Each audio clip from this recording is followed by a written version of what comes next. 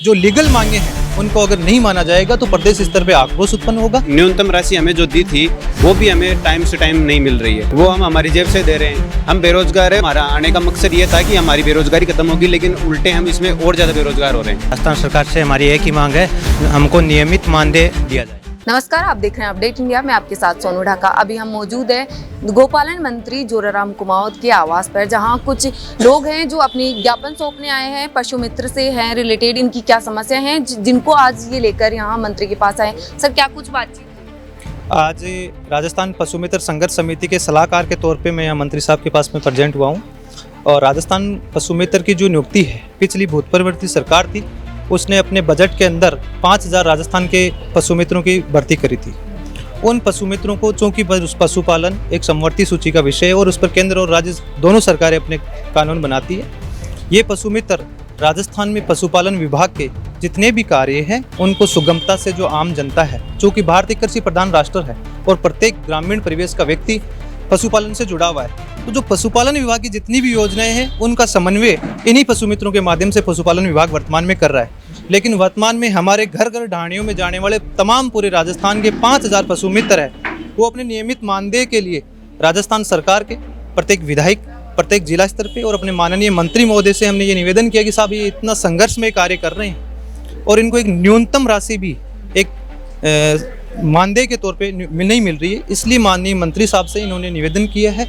अन्यथा किसी भी व्यक्ति की अगर समाज में अगर आवाज़ को दबाया जाएगा या आवाज़ की जो विधि विरुद्ध नहीं है, जो लीगल मांगे हैं उनको अगर नहीं माना जाएगा तो प्रदेश स्तर पे आक्रोश उत्पन्न होगा और उसका परिणाम ये हो सकता है कि भविष्य में आने वाले पंचायती राज चुनाव हो सकते हैं, विधानसभा इलेक्शन हो सकते हैं, या फिर अन्य किसी भी तरीके से राजनीतिक दृष्टिकोण से भी एक पशु मित्रों में आक्रोश देखने को मिल सकता है, जिसके लिए पूरी तरीके से हमारी वर्तमान की सरकार जिम्मेदार होगी। इसलिए हम सरकार के होने के नाते सरकार को इस मामले में अवगत करवाने आए थे और ज्ञापन के माध्यम से प्रेषित किया है।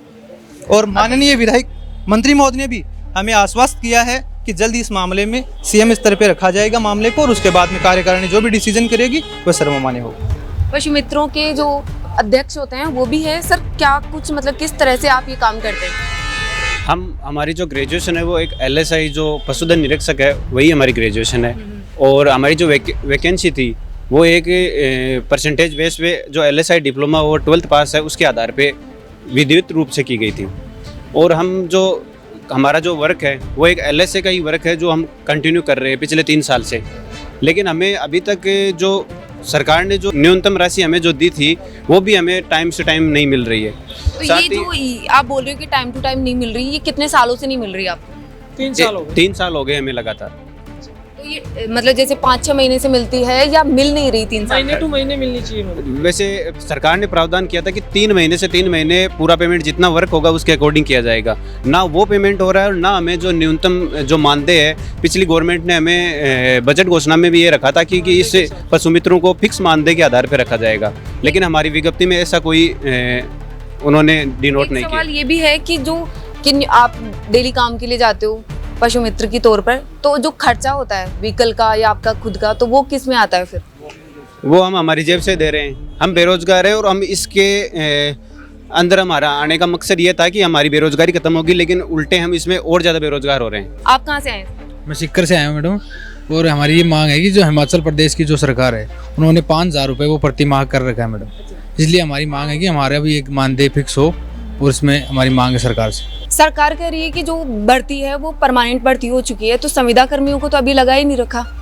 देखिए मैडम, जहाँ तक भर्ती के मामले में बात है, जो पूर्ववर्ती सरकार थी उसने अपनी बजट की घोषणा में बिंदु संख्या 185 के माध्यम से घोषणा करी कि हम राजस्थान में पशुपालन विभाग के जितने भी कार्य हैं उनको करने के लिए 5000 पशु मित्रों की नियुक्ति करेंगे, जिसके अलग से नोटिफिकेशन और बजट घोषणा हमारे पास में है।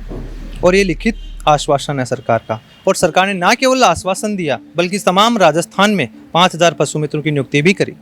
लेकिन उस दौरान सरकार ने जो नियुक्ति करी वो कॉन्ट्रैक्ट एक्ट के तहत नहीं करी, 2022 के अधिनियम के तहत, और कॉन्ट्रैक्ट एक्ट के तहत नहीं करने के कारण इन्हें नियमित मानदेय नहीं दिया जा रहा है।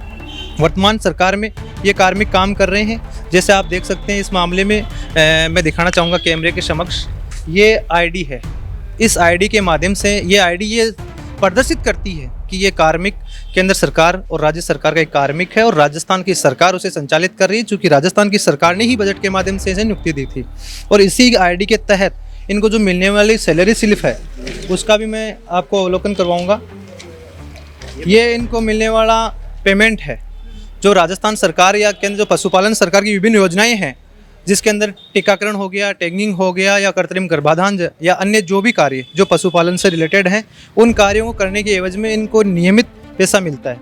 लेकिन वो नियमित जो पैसा मिलने वाला है ये अपने व्हीकल से और अपने खुद के खर्चे पे जाके पशुपालन विभाग का काम करते हैं। वो भी कुछ स्थानों पे पेंडिंग पड़ा है, जो कुछ पेमेंट इनको मिल चुका है और कुछ पेमेंट अभी तक नहीं मिला है।